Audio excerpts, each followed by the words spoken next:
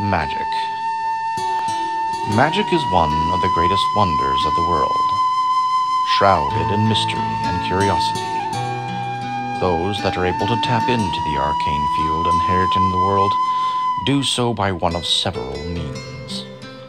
Some master the complexities of ancient text, unlocking secrets of the universe, while others are inherently masters of magical abilities, whether by blood or by some means that cause them to naturally wield marvelous feats of magic.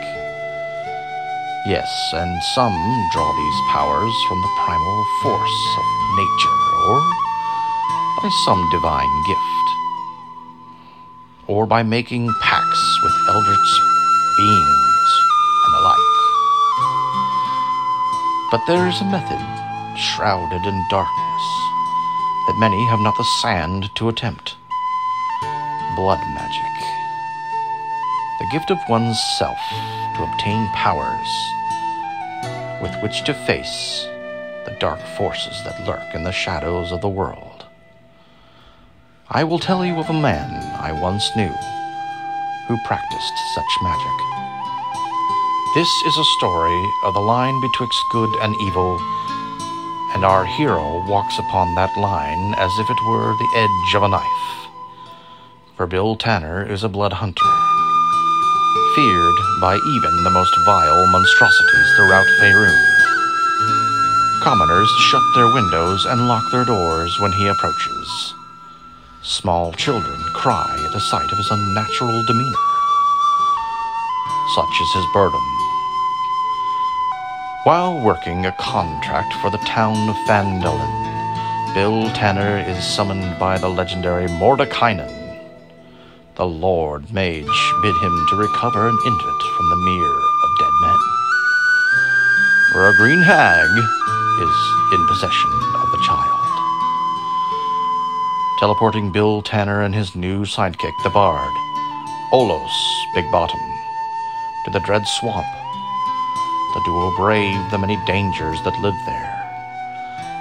Filled with a magical fog, the duo enlisted a wight to help them locate the home of Mercy Emerald Eyes, the Green Hag.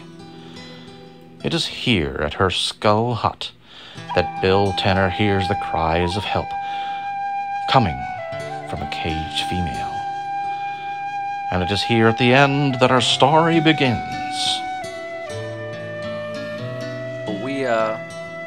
We're at a cage. We got a girl in a cage, and we have the white outside. I asked the bard what he thought, because I was trying to determine whether or not the witch is playing a trick on me. I mean, you're the hero. I'm just here to sing songs of heroes. I mean, I watched you feed that manicore who was wounded. You probably could have killed. I watched you save me in the quicksand. That is the key to your shackles, girl.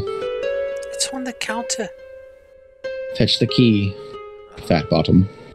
Okay, he goes, he grabs the key, brings the key to you. Unlock her shackles. He unlocks the door. He goes and unlocks the shackles. Thank you, thank you. She stands up. The white's like, is she the witch? Should we kill her? 'Tis yet to be seen. Where is this witch? She left. May I come out of the cage? You may, but we have not yet determined whether or not you are harmful or not. So keep a safe distance. She walks out of the cage, walks towards the white, and she extinguishes his life immediately. Now that he's out of here, and she takes on the form, her true form, she wears like a little witch's cap, and she doesn't look quite like the Green Hags you've come across. She's rather pretty. A facade. She turns to you and she says, I'm hoping you aren't another hero looking to vanquish an evil hag. I'm afraid you're neither a hero, nor is there a hag here. I beg to differ. I am looking at an evil sorceress, am I not? What is your definition of evil? What have I done? For one, you sucked a giant salad bar on me. This is the swamp. The swamp has many creatures. The trees, the bollywogs, the frogs, the shambly mounds. I grow tired of being asked whether or not I am evil or good. That is inconsequential. The truth of the matter is, I have been hired by Mordekainen the wizard to come and retrieve the drow babe from a hag. I've been protecting against Thay, wizards, against drow, against Gilgor, the defiler, who murdered my sisters in cold blood, wanting to control us and own us. All I've done is protect this baby. If you have done nothing but protect that baby, then why would the all-seeing wizard Mordekainen send me to take it? Because my power is limited. I cannot continue to keep the child here. They will continue to send more wizards and more drow and other ungodly creatures my way. There's only so much I can do. I had a vision, as if fate called upon me, and I was beckoned to the lost mine of Phandalin, and I delved into Phandelver, and there, in a room with a statue of a giant dwarf, I found a small baby, a drow baby, just sitting there, alone. And I swaddled him, and I brought him back here, and I've used the fog to hold these creatures at bay as long as I could. Perhaps you have been sent here to free me from my prison? For I am holding Gilgor the Defiler, who is now a wraith, prisoner in this swamp. And it is only my magic that keeps his creatures like that wraith that you brought here at bay. I do not know who this infant is. I only know that it's destined for a great purpose. And whether it is good or evil I cannot say, but I shall do what I must to see it raised good. And if that means I must pass it on to you, then I must know if you're good or evil. And I've watched you out there. I've watched you every step of your journey. You could have turned your back on your friends in the swamps, but you burst out of that shambly mound and protected him. You could have killed that Manticore who was wounded, but you showed it mercy. You killed the drow that I left as a warning to try to scare you off or scare anyone else off. You showed him mercy too. There's possible good in you. I do not kill for the sake of killing. However, I would have extinguished that white's life the moment that it helped me defeat you. He's been trying to kill me for so long. He just couldn't find me. Verily, he has reached the end of his life and his quest. Labels the world has put on us. We can rise above them. If you are here for the baby, I will not stop you. I will only ask that you help lift the burden of Gilgor the Defiler from me. Join me and let us end him once and for all. I have him trapped in a tower. It appears that every turn I am being beckoned to side with people or monsters or creatures which I have usually solemnly sworn to destroy. What assurances do I have that you are not lying to me and that I will not meet a sword in my back the second I turn it on you? I suppose the same assurance you gave me bringing a white into my home. I cannot assure you anything. I can only tell you that I have done my best to be a decent hag. And it's not my fault that the name has an ill taste to it for most. Just as many look upon a blood hunter and cry foul. We are not as we appear. The difference between you and I is that when I call upon my magic, my own essence, my own life is that which is sacrificed. People who practice the magics that you do take the lives of babes and others and virgins and all other sorts of black magic sacraments. I kill only what I eat. I don't kill innocents. Those drows and Thay you came upon, they were not innocent. And neither is Gilgor the Defiler or any of his hobgoblins. Very well. I will take your word for this. But if you betray me, you will not fall idly on the ground as this one has. I'll make it hurt. Fair enough. I'm gonna try and take the essence from the white. Like, are you gonna eat this? No. Go ahead. It's a survival. It's 10 plus my survival, which is Their challenge rating is 3, so it's 13. that makes it 15. Sure, okay. So essence of white. It's funny, when you turn around, Olos is not there. He's gone. You were down there messing around with that body, and he's left the room. Halfling, where have you scampered off to? Upstairs. Don't make me attach a bell to your lapel. I will go upstairs. So you go upstairs and you see him stand over like a cradle. And you go in there and a drow infant with large adorable eyes and dimples coos and giggles, rolls gently from side to side in a bed with blue sheets. At the foot of the bed is a large wooden chest near and a desk covered with items. And as you as you stand over it, the infant raises his hands out towards you, asking to be picked up. Well, pick it up. I say to the halfling.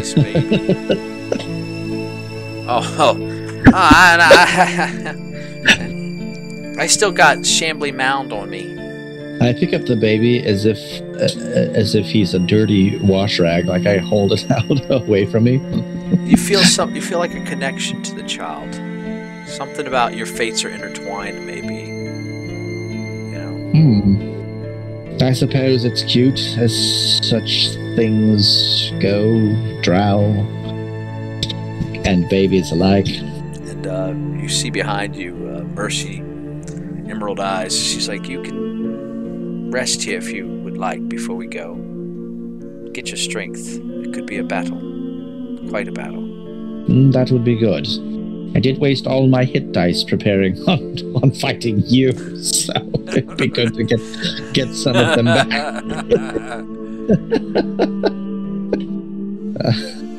Right, we'll do that then. So you guys can take a long rest. And if you'd like to concoct any of those things that you had done. I cannot. Oh, okay. I don't have the hit dice to do so. Well, ain't that some shit? Yeah, it costs vitality, your own vitality, to make these things. It's blood magic, so I can't do it. Fucking blood magic. I used it all up trying to fucking get ready to fight a witch. Yeah. I think that when on long rest, you get like half your hit dice back or some shit like that. Sounds good. The day comes and goes, and you guys wake up ready in the morning, ready to go. And she allows you to teleport from her home to Gilgor's lair. This trail ends at a pool of water. A submerged structure nearly breaches the water's surface.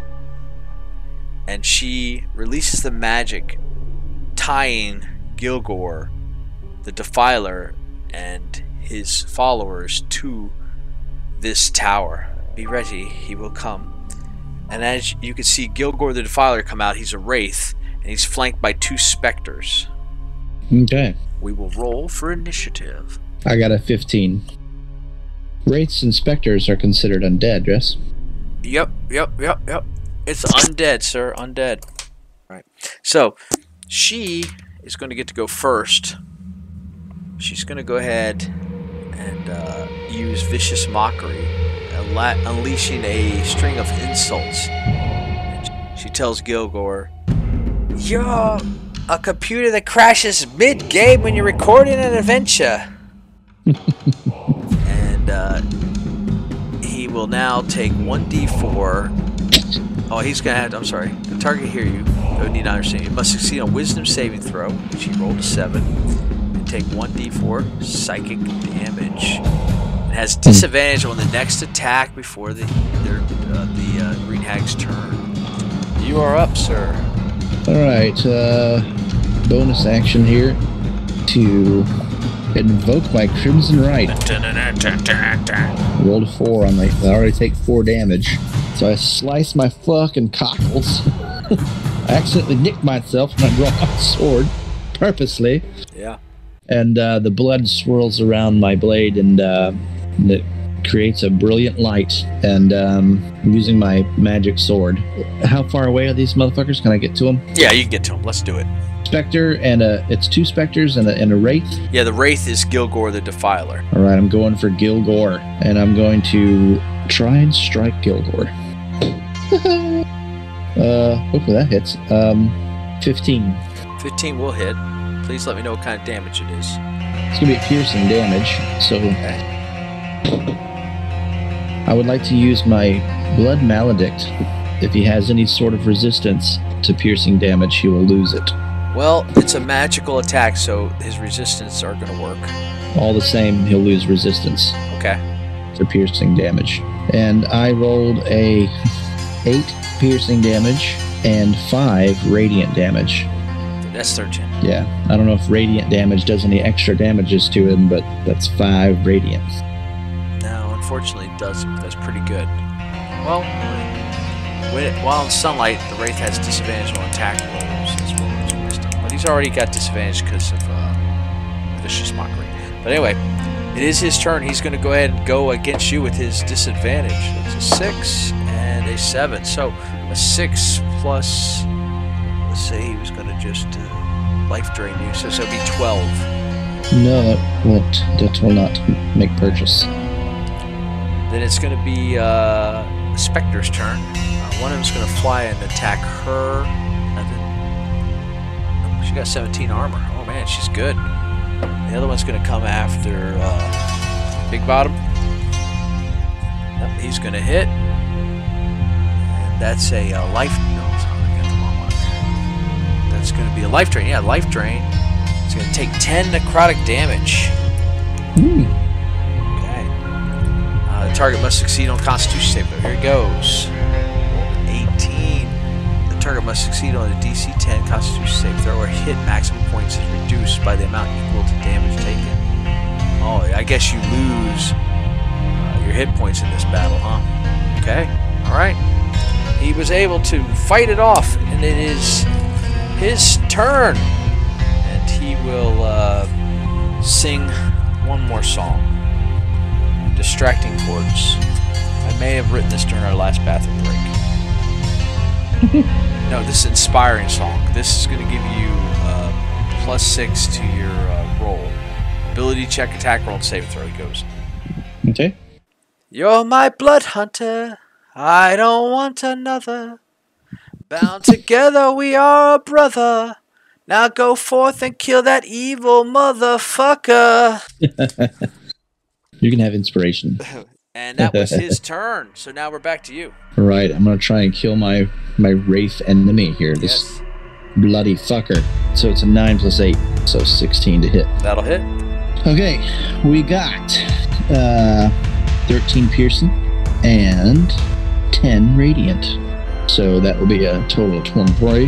That's a good hit. Yeah, second attack. I rolled an 18. That hits. All right. That's going to be 8 radiant and 12 piercing. So it's swoosh, swoosh, swoosh. It's 20. Jeez. All right. You foul creature, I shall send thee back to the vein. I skipped Mercy. I apologize. She was cashing that the hideous mockery. So she'll just do that again. Let's see if she can do it. I mean, that will continue to keep him from being able to attack you too much. Although, you know what? She's gonna go claw one of these fucking specters. You know what I mean? That'd be kind of fun. Do it. Do it. She rolled an 18. So she's gonna hit him. Just so you know, tonight I'm using Norse Foundry, Viking Runic Blood Dice, Vampire Blood. Serving me well. It's a big metal D20. The specter's gonna attack back at her. She's gonna hit her with a life drain. She's gonna have to. She's gonna take 10 points necrotic damage. Have to make a save. Oh no. Oh no. She rolled a natural 1. So her maximum hit points are reduced by the equal of what she took, which was 10, I believe. So that's going to hurt her. Not very good. And then the other spectre attacked Olos. It's 18. Well, that's why she needs your help. 18. That's going to hit Olos. So Olos is going to have to take 3d6s. Lucky for him, I rolled low. He took 5 points damage, but he also got to make that save. He failed, so he's going to lose 5 to his point maximum. Takes him down to 15. Oh no! And it is now his turn. He will do a satirical song on the specter that's attacking him. Come up with a song real quick. I dare you to sing Ghostbusters. I'm sorry. Go ahead, Spectre. You know, when something's strange in the neighborhood,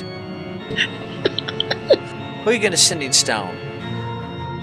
Bolos, Big Bottom, because I got him. You're a specter.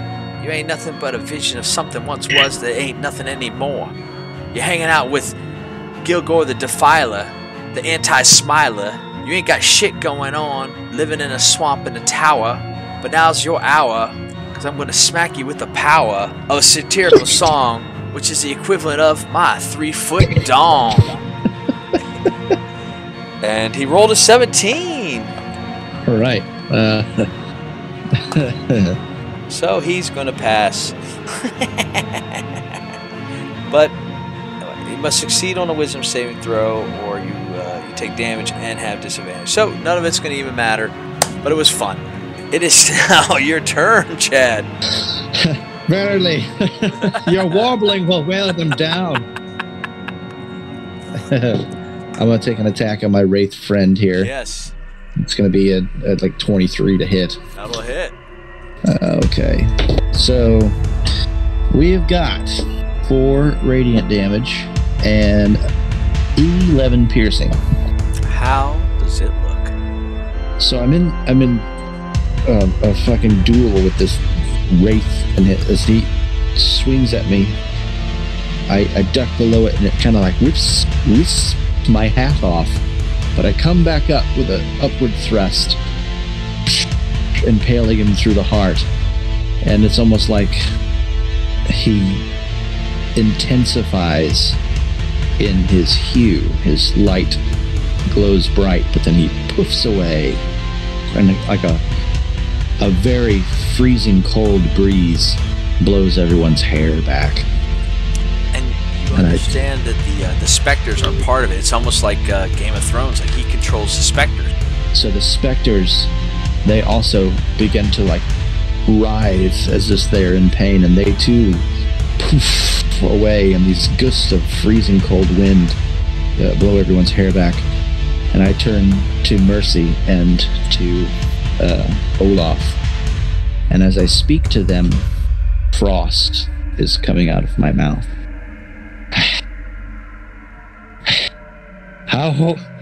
How fare thee? Who's bad? What did you say? I don't know. I was trying to come up with my catchphrase. I said, "Who's bad?" That's you. You're bad. Who's bad? So, well, these 3 specters, though they were a bummer, have been smited. Bummer is halfling speech for vile creatures. I say to Mercy. Yes, they are quite a bummer. And as you say that, the fog starts to dissipate. And you understand that she's weakened by having to keep up that guard to keep all these creatures locked in. It starts to go away. She says, "You're proving yourself worthy." Was there any doubt? Well, when you brought the white to my house, there was a little bit of doubt. I doubted myself in that decision as well. However, you must understand, I did not know what to expect. And I am a loner, usually, as I glance down at the halfling. Yes. And sometimes I must utilize the weapons at hand, however dark they may be. But I would have dispatched the white after he had served my purpose. This is very much the last blood hunter, and it's circumventing your expectations. Quite right. What will you do now? Well, I will rest, and I will go find my sisters. I try to make the environment better. Aren't your sisters dead? Well, some are, but there are others out there. Some of them have lost their ways, and they have succumbed to evil, and maybe I can help bring them back. But you have your own journey now. We'll go collect the child, and you can take him. Yes, I suppose. That is my fate. Apparently. And you go, and you pick up the infant, and he's just wearing like a little diaper-like thing, and you notice that he has like a birthmark, and the birthmark is black, and it's black and it's spider-shaped, like a black spider, and he just kind of coodles and smiles, and she's like, he hasn't fully formed yet. He could be good, he could be evil. Who's to say? What is the significance of the spider? I know not. It's just a birthmark. I'd like to make a religion check. Okay. 16. See if I recognize the spider as a drow deity. You know that the drow do worship Loth, the spider queen. This child could be the chosen of Loth. Or it could be the hero of Faerun. Who's to say? There are many in Faerun who claim to be heroes. They talk of several of them back in town, but talk about them a lot. Who's to say? I do not know what my part is to play in this, but a wizard such as Mordekainen does not hire someone lightly. He said that I would understand in time. Bill Tanner is indeed a blood hunter, feared by even the most vile monstrosities throughout Faerun. Today, however, his fate and that of the infant are eternally bound. For this babe, wrapped in cloth, is the reincarnation of Nesnar the Black Spider, an evil mage shot down by the ranger Lars in the lost mine of Phandelver, while searching for unlimited power that dwelled there. What is gone is reborn, and perhaps in this life he will find a new path to follow under the tutelage of his surrogate guardian. Only fate and Bill Tanner can tell. Fare thee well, traveler, and I thank you once again for lending an ear to an old man with a story to tell.